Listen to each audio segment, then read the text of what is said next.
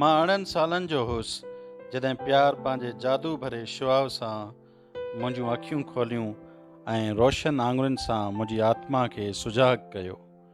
Salma creamy पहिरीं औरत हुई जंहिं पंहिंजे हुस्न सां मूंखे मुतासिर कयो ऐं मूंखे मुहबत जे बाग़ में वठी आई, जिते रातियूं शादीअ वांगुरु ऐं ॾींहं सुहाननि सपननि वांगुरु गुज़रंदा हुआ। सलमा करीमी उहा औरत हुई जंहिं मूंखे हुस्न जी इबादत सेखारी ऐं संदसि ख़ूबसूरती हुस्न जो हिकु मिसाल हुई। मूंसां प्यार करे मूंखे प्यार जी असुल हक़ीक़त खां वाक़ुफ़ु कयईं। उहा औरत हुई जंहिं सभ खां पहिरीं मूंखे ज़िंदगीअ जो हिकु गीत ॿुधायो। हर नौजवान खे पंहिंजो पहिरियों प्यार यादि हूंदो आहे ऐं चाहींदो आहे त उहे चंद घड़ियूं जेकर वरी मोटी मिलनि ऐं चंद घड़ियूं यादि करे एतिरो त ख़ुशि थींदो आहे जो संदसि सोच बदिलजी वेंदी आहे ऐं उन अजब इसरार जी तलख़ीअ खे विसारे सिर्फ़ु ख़ुशि थींदो आहे। हर नौजवान जी ज़िंदगीअ में हिकु सलमा हूंदी आहे जेका अचानक ज़ाहिर थी संदसि ज़िंदगीअ में ॿाहिरि आणे छॾींदी आहे, संदसि तनाहीअ खे ख़ुशगवार घड़ियुनि में बदिलाए छॾींदी आहे ऐं संदसि रातिनि जी ख़ामोशी हल्के साज़ ऐं आवाज़ सां टोड़ींदी आहे। मां हिकु ख़्याल में गलतान हुउसि ऐं उन ई तलाश में हुउसि त कुदरत जो असुल मक़सदु सम्झ में अचेमि, किताबनि ऐं पोयनि जो इलाही मक़सदु सम्झी सघां त प्यार सलमा जे चपनि सां अची मुंहिंजे कननि में सुसपुस कई। उन वक़्तु मुंहिंजी ज़िंदगी हिकु अधु-दम हुई ऐं बिल्कुलु ईअं ख़ाली हुई जीअं आदम जी ज़िंदगी जन्नत में। उन वक़्तु मूं सलमा खे रोशनीअ जे हिकु मीनारे वांगुरु पंहिंजे भर में बीठल ॾिठो। उहा मुंहिंजे लाइ हवा हुई जंहिं मुंहिंजे दिलि खे प्यार जी ख़ुशबुनि ऐं सभिनी रमज़नि खां आगाह कयो ऐं मूंखे उन क़ाबिल बनायो त ज़िंदगीअ जो मफ़हूम सम्झी सघां। पहिरीं हवा आदम खे पंहिंजी मर्ज़ीअ सां जन्नत खां ॿाहिरि आंदो हो, जॾहिं त सलमा मुंहिंजी मर्ज़ीअ सां मूंखे निज प्यार, इख़्लाक़ी बुलंदी ऐं नेकी ऐं हक़ीक़ी लुत्फ़ जी जन्नत में वठी आई। पर उन प्यार जी जन्नत में मूंसां छा थियो? उहो ई थियो जेको आदम सां ख़ुदा जी जन्नत में थियो हो। हिकु तिखी तलवार जी मदद सां मूंखे बि जन्नत मां ईअं ई धिकियो वियो जीअं आदम खे बाहि जी उमाड़ी ॾेखारे जन्नत मां ॿाहिरि कढियो वियो हो। पर आदम जो ॾोह उहो हो त हिन मनह कयल वण जो मेवो खाई ख़ुदा जी नाफ़रमानी कई हुई, जॾहिं त मूं अहिड़ो को बि ॾोह कोन कयो हो। अॼु जॾहिं काफ़ी ॾींहं गुज़री चुका आहिनि ऐं कुझु बि न बचियो आहे सवाइ उन ई सुहाने ख़्वाब जे ऐं कुझु यादुनि जे, उहे यादूं कंहिं पखीअ जे फड़कंदड़ खंभनि वांगुरु आहिनि जंहिंजी ख़बर सिर्फ़ु मुंहिंजी दिलि खे आहे। उहे यादूं मुंहिंजी दिलि खे तड़पाइनि थियूं ऐं अखियुनि में आब आणियूं छॾनि। अॼु जॾहिं मुंहिंजी प्यारी सलमा मरी चुकी आहे ऐं यादि ताज़ी करण लाइ का बि शइ न बची आहे सवाइ मुंहिंजे टुटल दिलि जे ऐं उन ई क़बर जे जेका शमशाद जे वणनि में घेरियल आहे, हिकु उहा क़बर ऐं ॿी मुंहिंजी दिलि ई सलमा बाबति शाहिदी ॾेई सघनि थियूं। ख़ामोशी जेका क़बर जे चौधारी हूंदी आहे ऐं क़बर जी हिफ़ाज़त कंदी आहे, ख़ुदा जे उन ई राज़ खे अफ़शा नथी करे सघे जेको कफ़न में लिकल ऐं अणचिटो हूंदो आहे। उहे वण जेके क़बर जे मथां हूंदा आहिनि, जिन जूं पाड़ूं मोल जिस्म जा अंसर चूसनि थियूं, तिन जी टारियुनि जी सांधे खड़खड़ जेका हवा लॻण सां थिए थी, क़बर जे उन ई इसरार बाबति को बि इंकिशाफ़ नथी करे सघे। पर मुंहिंजे दिलि जूं दर्द भरियूं आऊं ज़िंदा माण्हुनि खे उन ई नाटक बाबति ॿुधाए सघनि थियूं जेको प्यार, हुस्न ऐं मौत सर अंजाम ॾिनो। ओ मुंहिंजा जवानी जा दोस्तो जेके बेरूट शहर में पखिड़िया पिया आहियो, जॾहिं बि तव्हांजो उन ई क़बर भरिसां गुज़र थिए जेका सनोबर जे बाग़ जे भरिसां आहे, ख़ामोशीअ सां लंघिजो ऐं आहिस्ते हलिजो त जीअं तव्हांजे क़दमनि जी आहट सबबु कंहिं मोअल जे आराम में ख़लल न पवे, ऐं पोइ सलमा जी क़बर वटि बीह रहिजो ऐं उन ई ज़मीन जे टुकर खे सलाम कजो जिते सलमा जो लाश दफ़न थियल आहे। हिकु थधी आह भरे मुंहिंजो नालो वठिजो ऐं चइजो त हिन जाइ ते जिब्रान जेको प्यार जे क़ैदी तौरु समुंडनि खां परे ज़िंदा आहे, संदसि सभु ख़्वाहिशूं दफ़न थियल आहिनि। हिन वेचारी हिन जाइ ते पंहिंजी समूरी ख़ुशी विञाए वधि में वधि नीर वहाया ऐं मुस्कुराइण छॾे ॾिनो।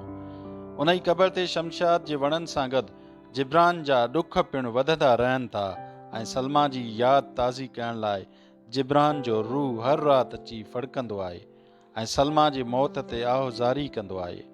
रोअंदो आहे, पिटींदो आहे ऐं मातम कंदो आहे ऐं उहो पिणु चवंदो आहे त काल्ह ज़िंदगीअ जे चपनि ते जेको नगमो हो अॼु ख़ामोश राज़ बणिजी ज़मीन जे सीने में दफ़न आहे। ओ मुंहिंजा जवानी जा साथीओ, मां तव्हांखे अपील थो करियां, उन्हनि कुंवारनि जे नाले जिन खे अव्हां दिलि सां प्यारु कयो आहे, त मुंहिंजे महबूब जी क़बर ते ज़रूरु गुलनि जा हार चाढ़िजो। जेके गुल अव्हां सलमा जे क़बर ते चाढ़िया आहिनि, उहे गुल माक जे उन्हनि फुड़नि जी आहिनि जेके पिरह फिटी वक़्तु कंहिं कोमायल गुल ते पवंदा आहिनि। ख़ामोशी उदासी। ए मुंहिंजा पाड़ेसरियो, तव्हां पंहिंजी जवानी जी आगाज़ खे यादि करे ॾाढो ख़ुशि थींदा हूंदव ऐं उन जे गुज़री वञण जो अव्हांखे ॾाढो अफ़सोस हूंदो, पर मूंखे पंहिंजी जवानी ईअं यादि आहे जीअं कैदीअ खे जेल जूं शीखूं ऐं हथकड़ियूं यादि हूंदियूं आहिनि। तव्हां बालिगपणे ऐं जवानी जे विच वारे ज़माने खे ज़िंदगीअ जे सोनहरे दौर तौरु यादि कंदा हूंदव, जंहिंमें कंहिं न कंहिं जी बंदिश हुई ऐं न ई का परवाह, पर मां उहे ॾींहं ख़ामोश उदासीअ वारनि ॾींहंनि तौरु यादि कंदो आहियां जेके हिकु ॿिज बणिजी मुंहिंजी दिलि में लही विया ऐं उते ई फुटिया ऐं वया वधंदा। ए ख़ामोश उदासी वारा ॾींहं मुंहिंजी दिलि ते छांयल रहिया ऐं मूंखे अकुल ऐं दानाई जी दुनिया खां तेसीं ताईं परे रखियाऊं जेसीं ताईं प्यार अची मुंहिंजी दिलि जा दरवाज़ा खोलिया ऐं मुंहिंजी दिलि जी कुंड कुड़श रोशन कई। प्यार मूंखे ज़बान ऐं लुड़क अता कया। तव्हां माण्हुनि खे उहे गुलनि भरिया बाग़ ऐं मेवेदार वण यादि हूंदा जिन खे तव्हां नौजवानी वारे दौर में ॾिठो हूंदो ऐं तव्हांखे उहे मुलाक़ात जूं जायूं, गिटियुनि जूं कुंडूं ऐं मोड़ यादि हूंदा जेके तव्हांजी रांदियुनि ऐं बालिगपण जी हरकतुनि जा शाहिद आहिनि ऐं मूंखे पिणु उत्तर लबनान जो उहो हंधु चङी तरह यादि आहे। जंहिं वक़्तु मां अखियूं पूरे तसवुर थो कयां त बेरूत जा उहे नज़ारा, सावक भरियूं मात्रियूं, आसमान सां ॻाल्हियूं कंदड़ जबल जूं चोटियूं ज़हन में फ़ौरन उभरी अचनि था ऐं जॾहिं मां शहर जे हुल हंगामे खां पंहिंजा कन बंदि थो कयां त नदियुनि नालियुनि जो उहो शोर, डिघनि वणनि जी टारियुनि जी उहा खड़खड़ मूंखे अञा बि ॿुधण में अचे थी। उन्हनि सभिनी शयुनि जो तसवुर मुंहिंजे ज़हन में ईअं थो उभरी अचे जीअं कंहिं खीरधायक ॿार जी ज़हन में माउ जी शादीअ जो ख़्यालु अचे। इहे सभु जवानी जूं यादूं मुंहिंजी दिलि खे ज़ख़्मी कंदियूं रहनि थियूं ऐं अहिड़ी कैफ़ियत तारी करे विझे जीअं को पखी पिंजरे में क़ैद हुजे ऐं आसमान ते पंहिंजी जिन्स वारनि पखियुनि जा टोला घुमंदो ॾिसंदो हुजे। उन्हनि माथिरियुनि ऐं पहाड़ियुनि जो तसवुर मुंहिंजे वीचार ऐं शक्तीअ खे भड़काईंदो रहे थो ऐं मूंखे महसूसु थिए थो त ज़िंदगी जी तलख़ तजुर्बनि ॼण मुंहिंजी दिलि जे चौधारी निराशाई नाउमीदी जो ॼार विछाए छॾियो हुजे ऐं हालति अहिड़ी वञी बची आहे जो सायनि बनियुनि ऐं सावक सां भरियल मैदाननि में निकिरी वञण जे बावजूदु बि निराश ऐं नाउमीद थी वापसि परंदो आहियां ऐं उदासी जो को बि सबबु सम्झ में न ईंदो अथमि ऐं जॾहिं नीरे आसमान ॾांहुं निहारियां थो त पंहिंजी दिलि विसामंदे महसूसु थो कयां। जॾहिं बि पखियुनि जी लात या कंहिं चश्मे जे वहंदड़ पाणी जो आवाज़ु ॿुधां थो त मूंखे हिकु क़िस्म जी पीड़ा महसूसु थिए थी ऐं उन पीड़ा जो पिणु को सबबु सम्झ में कोन थो अचे। ईअं चई सघिजे थो त नातजुर्बेकार इंसानु खोखलो थिए थो ऐं खोखलाई जे करे वरी माण्हू लापरवाह थियो पवे, पर इहा ॻाल्हि फ़क़ति उन्हनि माण्हुनि लाइ आहे जेके पैदाइशी तौरु बेहस आहिनि, पर हिकु हिसास शख़्स जेको घटि ॼाण रखंदे बि घणो कुझु महसूसु थो करे हिन दुनिया में शायदि सभ खां वधीक बदकिस्मत मख़लूक हुजे, छाकाणि जो हू ॿिन्ही पासनि खां वरितलु आहे। हिकु तरफ़ हस्ती ऐं वजूद जो अहसासु, ज़िंदगीअ जो लुत्फ़ ऐं अहमियत ऐं ज़िंदगीअ सां बेहद प्यार खेसि बुलंदी तरफ़ उभारे थो ऐं मंझसि ज़िंदा रहण जी ख़्वाहिश पैदा करे विझे, त ॿिए तरफ़ जहालत जे वजूद ऐं ख़ौफ़ जहिड़ा अहसास संदसि अखियुनि में धूड़ विझी था छॾनि। तन्हाई बि ॾाढी अजीब शइ आहे। कॾहिं दिलि में दर्द ऐं पीड़ा पैदा कयो विझे त कॾहिं वरी गमनि खे घटाए हौसलो बुलंद पिणु करे थी। हिकु शोकर जो ज़मीन लाॻीतो दर्दनि ऐं सूरनि जी चमाट सहण खां पोइ हिकु अहिड़े गुल वांगुरु थियो पवे जेको कंहिं सबबु टिड़ी न सघियो हुजे ऐं हीर लॻण खां अॻु ई दहिलजी वियो हुजे या राति जो पाशो पवण खां अॻु ई कोमाइजी वियो हुजे ऐं बदकिस्मती सां उन शोकर जी उन वक़्तु ॿी का बि विंदुर न हुजे ऐं न वरी सुठा दोस्त ऐं साथी हुजनिसि, त छा था सम्झो ज़िंदगी जेल जी उन कोठड़ी वांगुरु कान थी पवंदी जंहिंमें सवाइ कोरीअड़े जी ॼार, जीतनि जुड़ियनि ऐं घुट जे ॿियो कुझु बि न हुजे। गम जेको मूंखे जवानी में वेड़े वियो हो उहो कंहिं विंदुर जे न हुजण सबबु कोन हो, न वरी दोस्तनि जी घटिताई सबबु हो।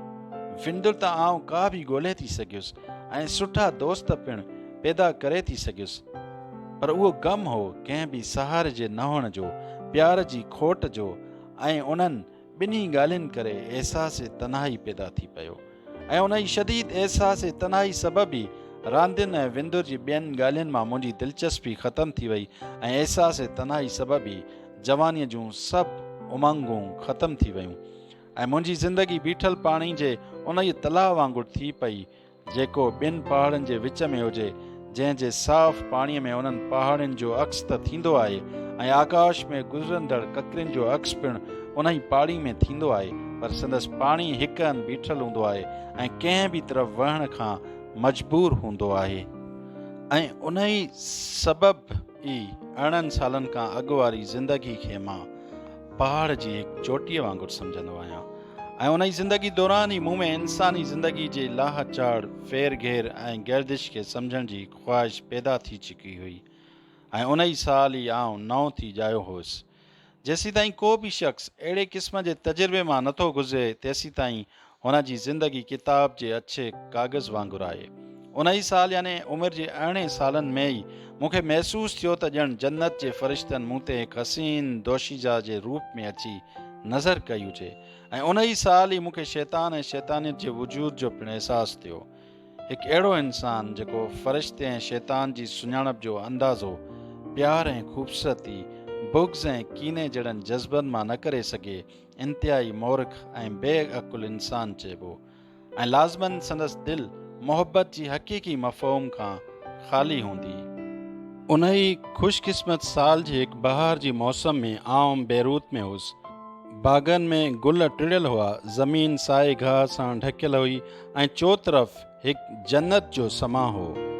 नारंगियुनि ऐं सूफ़ जा वण ख़ुशबूदार ऐं अछे बूर सां टमटार हुआ ऐं जन्नत जी कंहिं हूर खां घटि कोन थी लॻा।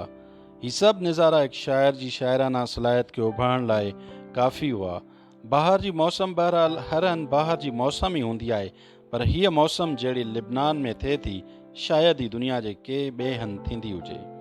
बहार हिकु अहिड़ो रूह आहे जेको सॼी ज़मीन जो चकर लॻाए आख़िर में अची लिबनान मथां लामारा ॾेई हिते अची शाहनि ऐं पैगंबरनि सां ॻाल्हियूं करे, दरियाहनि सां गॾिजी राग ॻाए ऐं सनोबर जी पाक वणनि सां गॾिजी बातनी हुस्न खे ज़ाहिर कयो हुजे। बैरूत जेको सियारे जे गप ऐं चक खां पाक, ऊन्हारे जी लुक ऐं धूड़ खां साफ़, बहार में त बिल्कुलु कुंवार वांगुरु थियो पवे या अहिड़ी जल परीअ वांगुरु थियो पवे जेका कंहिं चश्मे जे किनारे ते वेही सियारे जे उस में पंहिंजा वार सुकाईंदी हुजे। हिकु ॾींहुं नेसां अप्रैल जे महीने में मां पंहिंजे दोस्त जे घर वियुसि जेको शहर खां कुझु परभरो हो। असां ॻाल्हियूं पिए कयूं त 65 सालनि खनि जे उमिरि जो हिकु मानाइतो शख़्स घर में दाख़िल थियो। मां साणुसि मिलण लाइ उथी बीठुसि ऐं मुंहिंजे दोस्त मूंसां संदसि तारीफ़ करायो त ही फ़ारिस करीमी अफ़ंदी आहे ऐं पोइ मुंहिंजो पिणु साणुसि तारीफ़ करायो। उन पोड़े शख़्स हिकु नज़र लाइ मूंखे गौर सां ॾिठो ऐं पोइ पंहिंजी पेशानीअ ते हथु रखियो जीअं का ॻाल्हि यादि कंदो हुजे। यकदमि खिली अची मुंहिंजे भर में वेठो ऐं चयाईं त तूं मुंहिंजे अज़ीज़ दोस्त जो पुटु आहीं। आउं तुंहिंजे रूप में पंहिंजो प्यारो दोस्त ॾिसी ख़ुशि थियो आहियां। हिन जा इहे लफ़्ज़ ॿुधी मूंखे दिली तौरु ख़ुशी थियणु लॻी ऐं गॾोगॾु हल्को घबराहट जो अहसासु पिणु थियुमि ऐं कुझु ईअं लॻुमि जीअं कंहिं पखीअ खे तूफ़ान लॻण खां अॻु ख़तरे जो अहसासु थी वेंदो आहे। हिन असांखे मुंहिंजे पीउ सां संदसि दोस्तीअ बाबति ॿुधायो ऐं उन वक़्त खे यादि करणु लॻो जेको हिन मुंहिंजे पीउ सां गॾु संदसि दोस्तीअ में गुज़ारियो हो। हिकु पोड़ो शख़्स पंहिंजी जवानी खे यादि करे ईअं महसूसु कंदो आहे जीअं को मुसाफ़िर डिघी सफ़र खां पोइ वापसि वरियो हुजे। हू पंहिंजी माज़ी जूं कहाणियूं ॿुधाए ईअं ख़ुशि पिए थियो जीअं को शाइर पंहिंजो कलाम ॿुधाए ख़ुशि थींदो आहे। हू रूहानी तौरु पंहिंजी माज़ीअ में गुम हो छाकाणि जो संदसि हाल ॾाढे आराम सां गुज़री रहियो हो ऐं मुस्तक़बिल में क़बर जी गुमनाही वारे दौर बाबति हिन सभु कुझु सम्झो थी। पर ईअं यादुनि खे ताज़ो कंदे असांजो हिकु कलाकु ईअं थी गुज़रियो जीअं बाग़ में बीठल वणनि जा पाछा साए गाह तां थींदे गुज़री वेंदा आहिनि। फ़ारिस आफ़ंदी जॾहिं उथणु लॻो त पंहिंजो खाॿो हथु मुंहिंजे कुल्हे ते रखी साॼो हथु मूंसां मिलाईंदे चयाईं त मां 20 सालनि खां तुंहिंजे पीउ खे न ॾिठो आहे। उमीद त तूं मुंहिंजे घर अची मुंहिंजी उहा सिक पूरी कंदे। ऐं मां पंहिंजे मरहूम पीउ जे प्यारे दोस्त सां संदसि घर अचण जो वाइदो कयो। जीअं ई हू बुज़ुर्ग शख़्स उतां हलियो वियो त मूं पंहिंजे दोस्त खां संदसि बारे में वधीक पुछियो। मुंहिंजे दोस्त वराणियो त मूंखे ॿियो को बि अहिड़ो शख़्स कोन सुझे जंहिंखे संदसि दौलत महिरबानी बनाए छॾियो हुजे ऐं महिरबानी ऐं नेकियनि हिन खे दौलत बख़्शी हुजे। हीउ उन्हनि माण्हुनि मंझां आहे जेके कंहिंखे बि सताइण या तकलीफ़ ॾियण खां सवाइ हिन दुनिया में ईंदा आहिनि ऐं साॻी तरह हीअ दुनिया छॾींदा आहिनि। पर अहिड़े क़िस्म जा माण्हू हमेशह ॾुखोयल ऐं परेशान रहंदा आहिनि, छाकाणि जो हू चालाक न हूंदा आहिनि ऐं उन्हनि सबबु करे सदाईं ज़माने जी चालबाज़ी जो शिकार रहंदा आहिनि। फ़ारिस आफ़ंदी जी हिकिड़ी धीउ आहे। उहा पिणु इख़लाक़ ऐं आदत में संदसि ई नमूनो आहे। संदसि ख़ूबसूरती ऐं हुस्न तारीफ़ खां ॿाहिरि आहे। पर लॻे ईअं थो त हिकु ॾींहुं हूअ पिणु दुनिया जे सितम ऐं ज़ुल्म जो शिकार थी वेंदी, छाकाणि जो पीउ जी दौलत खेसि उभी टुकरीअ जे किनारे ते आणे बीहारे छॾियो आहे। इहे लफ़्ज़ अदा कंदे मुंहिंजे दोस्त जे चहिरे ते उदासी छांइजी वई ऐं रोअण हार को मुंहुं करे ॻाल्हि खे जारी रखियईं। हिन ॿुधायो त फ़ारिस आफ़ंदी हिकु आला ज़र्फ़ वारो इंसानु आहे, पर क़ुवत इरादी जी मंझसि घटिताई आहे। तंहिं करे माण्हू आसानी सां खेसि धोखो ॾेई वेंदा आहिनि ऐं धीणसि ज़हीन हुअण जे बावजूदि बि बेहद फ़र्माबरदार अथसि। उहो ई राज़ आहे जंहिं सबबु कुझु माण्हू पीउ ऐं धीउ ऐं ॿिन्ही जी ज़िंदगी जी ताक़ में लॻल आहिनि। उहो राज़ हिकु शैतान सिफ़त माण्हू फ़ाश कंदो जेको हिन शहर जो बिशप वॾो पादरी आहे ऐं संदसि शैतानियत इंजील मुक़दस ऐं मज़हब जे पर्दे में लिकल आहे ऐं माण्हुनि खे हर तरह सां यकीन ॾियारे छॾियईं त पाण हिकु वॾो महिरबान ऐं आला सिफ़त इंसानु आहे। हिन मज़हबी सरज़मीन ते हू मज़हब जो वॾो अॻवान सम्झो वेंदो आहे। माण्हू संदसि हर हुकुम बिना सोच सम्झ जे मञींदा आहिनि ऐं संदसि पुठियां इबादत कंदा आहिनि। हू बि माण्हुनि खे रिढनि जे धण जी आई सम्झंदो आहे ऐं जहिड़ी रीति रिढ या बकरीअ खे कोस घर ॾे वठी वञिबो आहे, अहिड़ी तरह हू संदनि अॻुवाणी कंदो आहे। हिन वॾे पादरीअ जो हिकु भाइटियो आहे जेको पिणु हर तरह हिकु क़ाबिले नफ़रत शख़्स आहे। उहो ॾींहुं जल्द अचण वारो आहे जॾहिं वॾो पादरी साॼे पासे पंहिंजे भाइटे खे ऐं खाॿे पासे फ़ारिस आफ़ंदी जे धीअ खे विहारींदो आहे ऐं पंहिंजे शैतानी हथनि सां शादी जो हार संदनि ॻीची में पाराईंदो। हिकु पाक ऐं कुंवारी दोशीज़ा खे हिकु फ़हश ऐं बदमाश शख़्स सां शादी जे बंधणनि में ॿधी ॾींहं जी रोशनीअ खे राति जी ऊंदहि में दफ़न करे छॾींदो। ऐं पोइ मुंहिंजे दोस्त चयो त उहो हो समूरो अहवालु फ़ारिस आफ़ंदी ऐं संदसि धीअ बाबति, सो तोखे ॿुधाए चुकुसि, हाणे वधीक मूंखां कुझु बि न पुछ। इहा ॻाल्हि ॿुधाए मुंहिंजे दोस्त दरीअ मां ॿाहिरि निहारणु शुरू करे छॾियो। ईअं थी लॻो ॼण काइनात जे हुस्न बाबति ग़ौर करे इंसानी वजूद जो मसइलो हल करणु चाहींदो हुजे।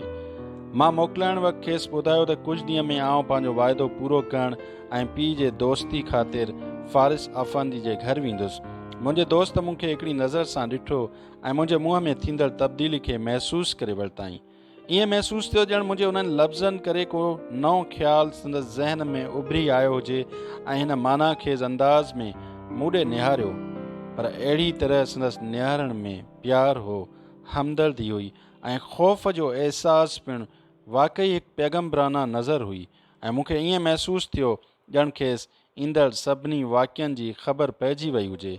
मूं ॾिठो त हू पंहिंजे चपनि में कुझु बुणकियो, पर हिन मूंखे कुझु बि न चयो। आउं दरवाज़े तरफ़ हलियो आयुसि ऐं हू मूंखे ॾिसंदो रहियो ऐं आउं हलियो आयुसि।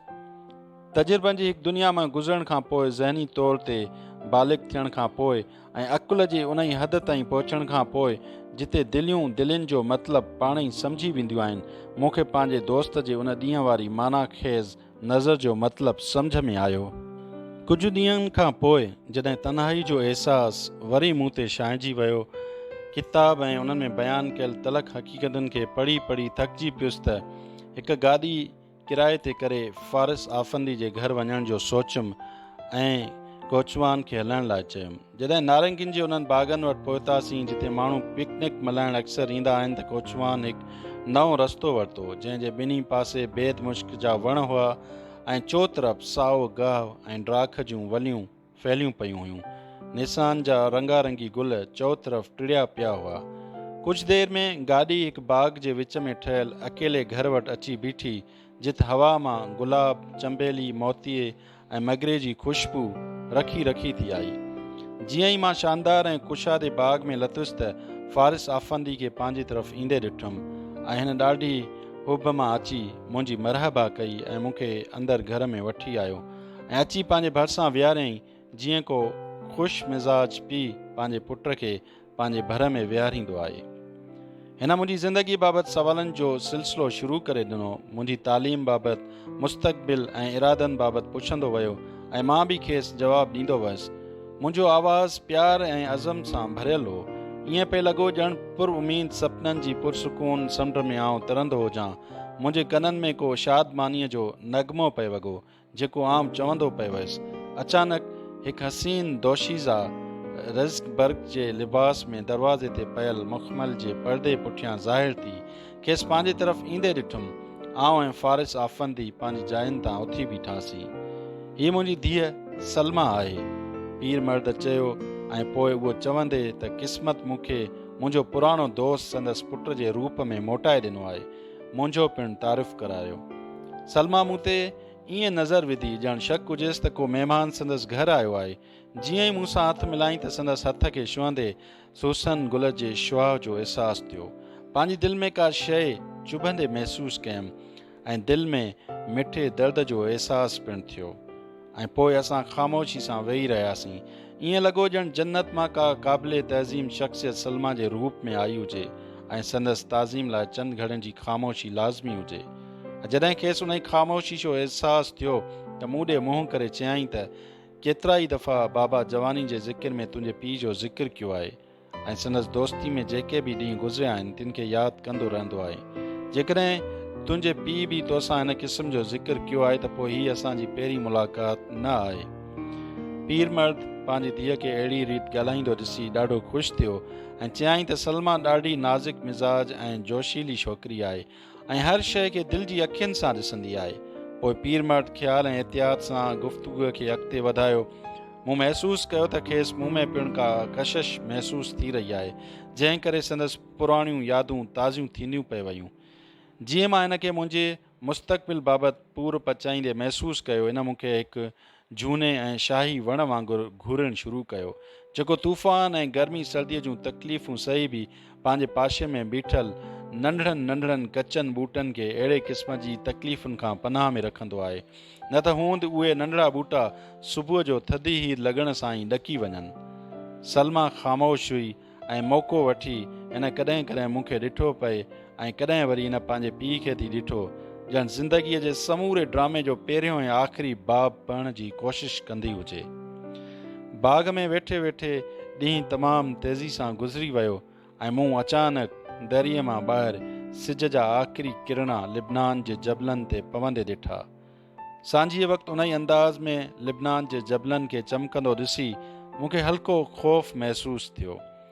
फ़ारिस आफ़ंदी पंहिंजा तजुर्बा दोहिराईंदो रहियो ऐं बेख़ुदी में अची एॾे त उत्साह सां संदसि ॻाल्हियूं ॿुधंदो रहियुसि जो संदसि ॾुख ख़ुशी में बदिलजी विया। सलमा दरीअ वटि वञी ख़ामोशी सां वेही रही ऐं ॾुख भरियनि अखियुनि सां निहारे रही हुई। हुस्न खे बि पंहिंजी ज़बान आहे जेका चपनि जे ज़बान खां घणो मथां ई आहे। उहा कमहली ऐं अणमुदाइती ज़बान सॼी इंसान ज़ात में मुश्तरक आहे। ख़ामोश ऐं बीठल ढंढ घोड़ीलिन नदियुनि खे पंहिंजी तरफ़ कशिश करे पंहिंजे सीने में सुम्हारे ख़ामोश करे छॾींदी आहे। अवां ॾिठो हूंदो त घोड़ीलियूं नदियूं ख़ामोश ढंढ में शोड़ करे संदसि तरे में कीअं न ख़ामोश थी सुम्ही रहंदियूं आहिनि। सिर्फ़ु असांजो रूह या आत्मा ई हुस्न ऐं जमाल जी असुल हक़ीक़तनि खे सम्झी सघनि था। हुस्न ऐं जमाल असांजे ज़हन लाइ मुंझारो पिणु पैदा कनि था। हुस्न ऐं जमाल जी सही वस्फ़ लफ़्ज़नि में बयानु करणु नामुमकिन आहे। हीउ अहिड़ो अहसासु आहे जंहिंखे असां जूं ज़ाहिरी अखियूं शायदि बि न परखे सघनि। हीउ सिर्फ़ु तालिब ऐं मतलूब जे विच में पैदा थींदो आहे। हक़ीक़ी हुस्न अहिड़ो किरणो या तरवरो आहे जेको वधि खां वधि पारसा, मुतक़ी ऐं परहेज़गार शख़्स जी दिलि में घिड़ी सघे थो ऐं इंसान जा चारई तबक़ रोशन करे विझे। हीअ इंसानी ज़िंदगी बि उहो ई किरदारु अदा करे थो। जीअं कंहिं गुल में दाख़िल थी गुल खे रंगीन ऐं ख़ूबसूरत बनाए छॾींदो आहे। हक़ीक़ी जमाल हिकु अहिड़ो रूहानी जज़्बो आहे जेको वजूद रखे थो ऐं प्यार जो रूप वठी हिकु मर्द ऐं औरत जे विच में ज़ाहिर थियो पवे। छा मुंहिंजी ऐं सलमा जी दिलनि उन ॾींहुं हिक ॿिए ताईं रसाई हासिलु करे वरिती ऐं उन आरज़ूअ सबबु ई सलमा मूंखे दुनिया जी हसीन तरीन औरत नज़र आई, या आउं जवानी जे नशे में हुयुसि ऐं इश्क जहिड़ो जज़्बो मुंहिंजे दिलि में पैदा थी पियो, या जोबन मुंहिंजी अखियुनि ते पर्दा कराए छॾिया जो मूंखे रुगो संदसि अखियुनि जी जोत नज़र पए आई। संदसि अखियुनि जी जोत, ज़बान जी शेरीनी ऐं जिस्मानी सूंहं उन ॾींहुं मुंहिंजूं अखियूं खोले छॾियूं ऐं प्यार जी ख़ुशी ऐं गम जा सभु रूप मूं ते ज़ाहिर थी पिया। उन्हनि सभिनी पैदा थींदड़ सवालनि जा जवाब ॾियणु ॾाढो मुश्किल आहे, पर मां सचाई सां चवां थो त उन घड़ीअ मां जेको कुझु महसूसु कयो उन खां अॻु ईअं कॾहिं बि न थियो हो। हिकु नओं करार ॾींदड़ जज़्बो मुंहिंजे दिलि में ईअं पैदा थी पियो जे ज़मीन जे वजूद खां पोइ मथसि पाणी वजूद में आयो ऐं उन ई उल्फत जे जज़्बे सां ई मुंहिंजी ख़ुशियुनि ऐं गमनि उन ॾींहं खां जनमु वरितो। जॾहिं सलमा सां मुलाक़ात जो उहो पहिरियों दौरु ख़तमु थियो त ईअं महसूसु थियो ॼण बिश्त वारा मूंखे तन्हाई जे क़ैद मां आज़ादु करे प्यार जी दुनिया में क़दम रखण लाइ राज़ी थी चुका आहिनि। प्यार ई अहिड़ो जज़्बो आहे जेको आत्मा खे जाॻाए थो। इंसाननि ऐं कुदरत जा ठाहियल कानून संदसि रस्तो फेराए नथा सघनि। आउं जॾहिं पंहिंजे घर मोटण लाइ उथियुसि त फ़ारिस आफ़ंदी उथी बीठो ऐं चयाईं त पुट, हाणे तोखे हिन घर जे रस्ते जी ख़बर आहे ऐं ईंदो रहिजांइ, ऐं ईअं सम्झण ही तुंहिंजे सॻे पीउ जो घर आहे। अॼु खां पोइ मूंखे पंहिंजो पीउ ऐं सलमा खे पंहिंजी भेण। इहो चवंदे न सलमा ॾे निहारियो ॼण पंहिंजे अदा कयल जुमिले जी ख़ांस पक कंदो हुजे। सलमा हाउकार कई ऐं हिकु दफ़ो मूं ॾे ईअं निहारियो जीअं को पंहिंजो पुराणो सुञाणो ॻोल्हे वठंदो आहे। फ़ारिस आफ़ानी जी ज़बान मां निकितल उन्हनि आख़िरी लफ़्ज़नि ॼण मूंखे ऐं संदसि धीअ खे प्यार जी क़ुर्बान गाह ते आणे बीहारे छॾियो। उहे लफ़्ज़ अहिड़े नगमे वांगुरु लॻमि जेको शादमानी सां शुरू थी आख़िर में रोज़ ऐं मातम ते ख़तमु थियो हुजे। उन ई लफ़्ज़नि असांजी दिलनि खे रोशनी जे उरूज ऐं ज़वाल ताईं पहुचायो। उहे शराब जे उन ई प्याले वांगुरु लॻा जंहिंजे पीअण में मज़ो बि हो त कोड़ाण बि हुई। मां ॿाहिरि निकितुसि ऐं पीर मर्द मूं सां बाग़ जे छेड़े ताईं गॾु आयो ऐं मुंहिंजी दिलि सख़्तु उञायल माण्हू जे चपनि जियां थिड़कंदी रही। निस्यान जो महीनो गुज़री वियो। मुंहिंजो फ़ारिस आफ़ंदी जे घर वञी उन ख़ूबसूरत बाग़ में सलमा सां मुलाक़ातुनि जो सिलसिलो जारी रहियो। आउं संदसि हुस्न, दानाई ऐं तबियत में सांत ऐं दर्द ॾिसी अजब खाईंदो रहियुसि ऐं ईअं महसूसु थींदो रहियो ॼण को लिकल हथु मूंखे संदसि तरफ़ छिकींदो हुजे। हर मुलाक़ात संदसि जमाल जो हिकु नओं रूप ज़ाहिर थी कयो ऐं संदसि मिठी तबियत जे हिकु नई परख अथा कई ऐं आहिस्ते आहिस्ते हू मूं लाइ हिकु अहिड़े किताब वांगुरु थी वई जंहिंखे आउं पढ़ी ऐं सम्झी त सघियुसि पए, पर उन किताब खे पढ़ी पूरो करणु मुंहिंजे वस में न हो। हिकु औरत जंहिंखे परवरदिगार जिस्मानी ऐं रूहानी हुस्न अता कयो आहे उहा सच आहे, साॻे वक़्तु आश्कार ऐं इसरार आहे जंहिंखे असां सिर्फ़ु प्यार सां ई सम्झी सघूं था ऐं खेसि पाक दामनी सां ई छुही सघिजे थो। अहिड़ी औरत खे जेकॾहिं को लफ़्ज़नि में बयानु करणु चाहींदो त ज़हन जे परदे तां संदसि तसवुरी ग़ाइबु थी वेंदो ऐं बयानु कंदड़ कॾहिं बि पंहिंजे ख़्याल खे बयानु करे मुतमइन न थी सघंदो। सलमा करीमी जिस्मानी ऐं रूहानी तौरु ख़ूबसूरत हुई, पर कंहिं अहिड़े शख़्स जे साम्हूं जंहिं खेसि न ॾिठो हुजे संदसि हुस्न खे कहिड़ी तरह बयानु कजे मुंहिंजे वस खां ॿाहिरि आहे। छा कंहिं मुअल शख़्स खे राति जो पखी जो राग, गुलाब जे गुल जो झूलण या चश्मे जे पाणी जो आवाज़ु यादि हूंदो आहे? छा को अहिड़ो क़ैदी जंहिंखे हथकड़ियूं लॻल हुजनि सुबुह जी हीर लॻण मां मज़ो वठी सघंदो? छा ख़ामोशी मौत खां वधीक तकलीफ़देह न आहे? छा तकबर मूंखे सादनि लफ़्ज़नि में सलमा खे बयानु करणु ॾींदो जेसीं ताईं वञी आउं सचाई सां संदसि रोशन नक्शो बयानु करण जे क़ाबिल थियां। रेगिस्तान में हिकु बुखायल शख़्स सुकी मानी खाइण खां कॾहिं बि कोन कीबाईंदो जेसीं ताईं वञी जन्नत मां मन व सलवा जी मथसि बारिश थिए। अशे रेशमी लिबास में सलमा चंड जी उन चांडोकी वांगुरु लॻंदी हुई जेका घर जी कंहिं दरीअ मां कमरे में दाख़िल थींदी आहे। हू वॾे नाज़ सां हलंदी हुई। संदसि आवाज़ में झीणाइप ऐं मिठास हूंदो हो। संदसि चपनि मां निकितल लफ़्ज़ माक जे उन्हनि फुड़नि वांगुरु हूंदा हुआ जेके गुल जे नाज़ुक पतियुनि तां हीर लॻण करे टिमी किरी पवंदा आहिनि। संदसि चहिरे खे लफ़्ज़नि में बयानु करे नथो सघिजे। ईअं खणी सम्झणु खपे त संदसि अंदरूनी अज़मत जो आईनो ऐं बिश्त जी शान ऐं सरफराज़ी जो हिकु मिसाल। सलमा जे चहिरे जी सोभिया का क़दीमी तर्ज़ जी न हुई, उहा हिकु इल्हामी ख्वाब वांगुरु हुई जंहिंजो मिसाल ॾियणु मुश्किल आहे, जंहिंखे मुसवर जे बुर्श सां नकुल ऐं क़ैद करणु नामुमकिन हो। संदसि ख़ूबसूरती संदसि सूंहं वारनि जे करे न, पर उहा संदसि सचाई ऐं पाक दामनी जे करे हुई। संदसि ख़ूबसूरती अखियुनि जे करे न, पर उन्हनि अखियुनि मां जेकी रोशनी फिटी थी निकिती उन ई सबबु ई हुई।